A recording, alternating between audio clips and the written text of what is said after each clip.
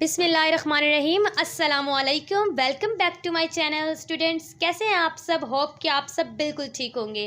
Students, आज हम करने वाले हैं सेल्फ असेसमेंट एक्सरसाइज 16.2। 16.2 में क्या है, तो आज हम ये एक्सरसाइज करेंगे 16.2।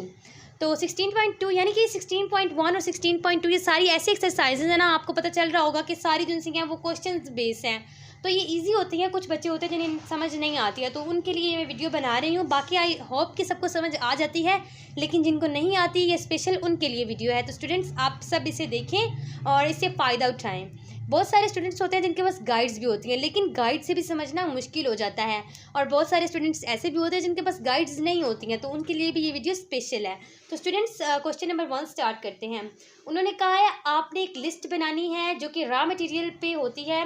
मैं इंग्लिश में एक्सप्लेन कर देती हूँ। Make a list of raw materials of Solvay process. तो अब मैं जो स्टार्ट करती हूँ, कमर्शियली का मतलब होता है महंगाई के तौर पर। मतलब ये जो होते हैं ना, sodium carbonate is manufactured in a continuous process. Sodium carbonate जो है ना वो मैन्युफैक्चर्ड होता है इन प्रोसेस से, जो कि यूज़ करते हैं, दैट यूजेज, जो कि यूज़ करते हैं। हमने लिस्ट बनानी है रॉ मटेरियल्स की, यानी कि सोलवे प्रोसेस के जो रॉ मटेरियल्स हैं उनकी लिस्ट बनानी है। पहला जो है वो अमोनिया है। मैंने इसलिए लिख दिया ताकि आपका टाइम वेस्ट ना हो। अगर मैं लिखती रहूँगी तो वो लंबी वीडियो बन जाएगी, इसलिए आप डिस्टर्ब होंगे, तो मैंने पहले से राइट कर लिया। यहाँ पे जो अमोनिया है पहला।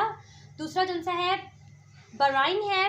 बेराइन जो होता है ना, ये कॉन्सेंट्रेटेड सोडियम क्लोराइड सोल्यूशन होता है। ओके, आगे जो है limestone as a source of carbon dioxide. Limestone जो है ना, लाइमस्टोन एक पत्थर होता है, लाइम यानी कि एक स्टोन होता है जो कि सोर्स होता है कार्बन डाइऑक्साइड का। वो as a source of carbon dioxide, जैसे कार्बन डाइऑक्साइड रिएक्ट करता है ऐसे लाइमस्टोन यूज कर रहा होता है, हो रहा होता है इसमें। एंड स्लैक्ड लाइम, और स्लैक्ड लाइम जो है वो यानी कि CaOH2, ये भी जो है वो इसी रॉ मटेरियल में आता है। जो रॉ मटेरियल की लिस्ट है सोलर प्रोसेस की, ये सब चीज़ें उसी में आती हैं। 1 2 3। ओके, ये तो एक लाइन है जो कि हमारे पास, जिस तरीके से सोडियम कार्बोनेट को मैंने एक्सप्लेन किया कि मैं कैसे मैन्युफैक्चर्ड होते हैं इन प्रोसेस से। तो अब जो नेक्स्ट क्वेश्चन है उसमें हमसे पूछा गया है, आप क्वेश्चन बुक पे देखते रहा करें। मैं भी यहाँ पे बुक नहीं खोल सकती, अभी बुक दिखाऊंगी तो फिर वो ऐसे सही नहीं लगेगा।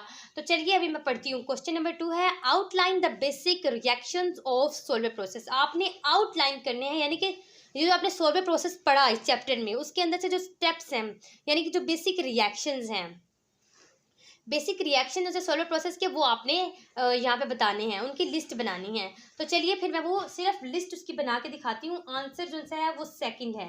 तो मैं क्वेश्चन यहाँ पे नहीं लिख रही, आप भी सिर्फ आंसर देखें। तो मैं इसको थोड़ा सा स्क्रॉल कर लेती हूँ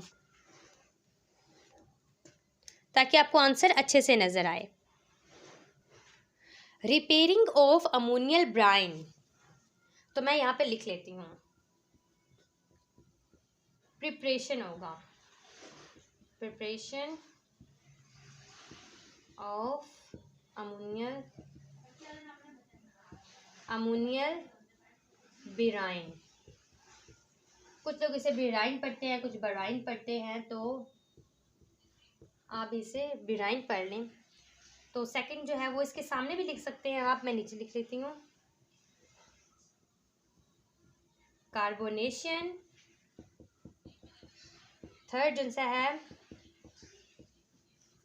फिल्ट्रेशन होगा, filtration.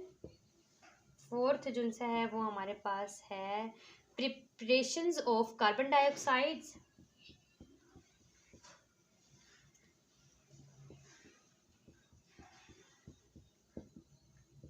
Carbon dioxide and slacked lime. पांचवा है हमारे पास recovering of ammonia, recovery of ammonia. और जो छेवा है हमारे पास वो है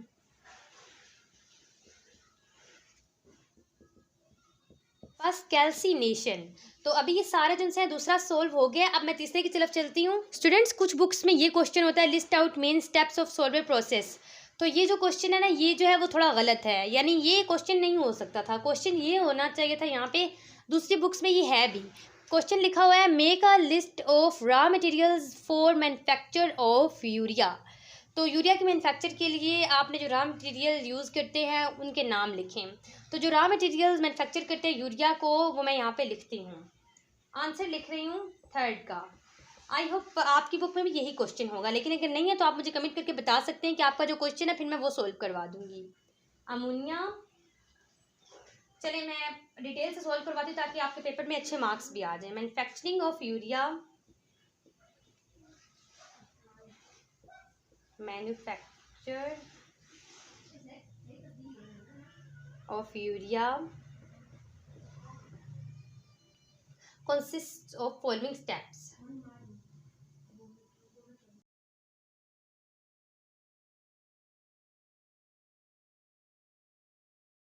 तो पहला जो स्टेप है उसमें हमारे पास क्या है, अमोनिया। जो दूसरा है उस पर लिखा हुआ कार्बन डाइऑक्साइड।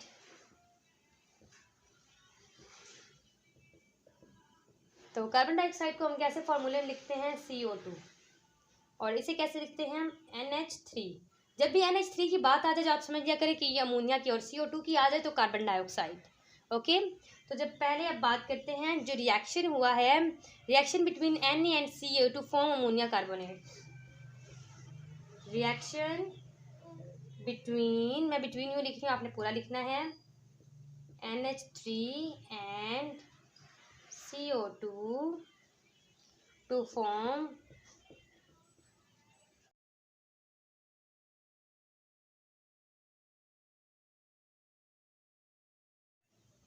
कार्बोनेट। ओके, अब हमने इसका जो प्रोसेस है वो लिखना है। पहले हमने अमोनिया का नाम लिया ना, NH3 का, तो ये हमारे पास, मैंने आपको बताया, अमोनिया है। और अमोनिया क्या है हमारे पास, लिक्विड। प्लस कर देना इसके साथ कार्बन डाइऑक्साइड, ये भी हमारे पास जो है वो लिक्विड में होगी। ये हमारे पास रिएक्ट करके क्या बना देते हैं, ये हमारे पास रिएक्ट करेंगे NH2CONH4 प्लस इसमें जो है ना वो वाटर जो है वो रिमूव हो जाएगा, H2O वाटर जो है अलग हो जाएगा। अब जो दूसरा प्रोसेस है उसका मैं आपको बता देती हूँ। यहाँ पे 2-3 प्रोसेस होते हैं, तो वो जो है ना, पहला और दूसरा जो है वो डिस्टिलेशन ऑफ अमोनिया कार्बोमेट।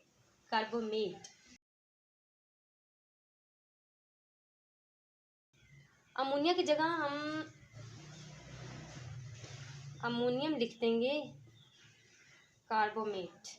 अब इसका जो रिएक्शन है वो कैसे होगा, ये अमोनियम कार्बोमेट है। ओके, यहाँ पे 2 O लगेंगे, नहीं 1 O ही लगेगा, तो हम यहाँ पे लिखते हैं NH2CONH4। ये अमोनियम कार्बोमेट है, जो ये हमने बनाया, ये अमोनियम हमने कार्बोमेट बनाया। तो अभी हमने इससे क्या करना है, इसकी डिस्टिलेशन कर देनी है। डिस्टिलेशन के बाद जो है वो हमारे पास यूरिया बनना चाहिए। NH2C, carbon double bond O होगा, ऊपर डबल बॉन्ड O होगा, ऑक्सीजन, ये NH4 बनाएगा और बॉन्ड करेगा NH4 के साथ और प्लस कर देगा, वाटर इसके अंदर ऐड हो जाएगा, तो ये क्या बन जाएगा, यूरिया बन जाएगा। और थर्ड जो प्रोसेस है उसमें जो है वो हमारे पास evolutions of liquid urea and its granulation. तो स्टूडेंट्स, ये जो लास्ट वाला क्वेश्चन है ना, ये देखें, एक ये पॉइंट था, एक ये और एक ये, मैंने इसे प्रोमिनेंट कर दिया लेकिन थोड़ा सा गंदा हुआ है। I am so sorry students, क्योंकि मैं आपको जल्दी एक्सरसाइज करवाना चाहती हूँ ताकि आपको जल्दी समझ आए। तो students, evaporations of liquid urea and its granulations. Okay, तो इसका जो आंसर है ये बनता है कि the urea solution is concentrated in vacuum evaporator. जो यूरिया सोल्यूशन है वो कॉन्सेंट्रेटेड होता है, यानी वो जो है ना कॉन्सेंट्रेटेड हो जाता है वैक्यूम एवापोरेटर में, विच इज़ देन रिपेयर्डली कूल्ड, जो कि जो है जल्दी से कूल हो जाता है, एंड सेंड टू द प्राइलिंग, और जो है प्राइलिंग की तरफ सेंड कर दिया जाता है, प्राइलिंग टावर की तरफ। Urea prills thus produced, urea जो प्रिल्स हैं वो फिर क्या प्रोड्यूस करते हैं, packed, thus produced are packed.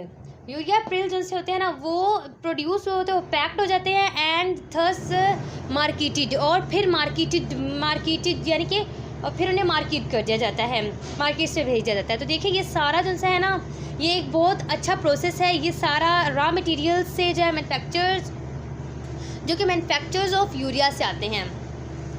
तो ये सारा अगर आपको समझ आ गया है तो स्टूडेंट्स मेरे चैनल को आप विज़िट कर सकते हैं, आप और भी बहुत सारी वीडियोस हासिल कर सकते हैं।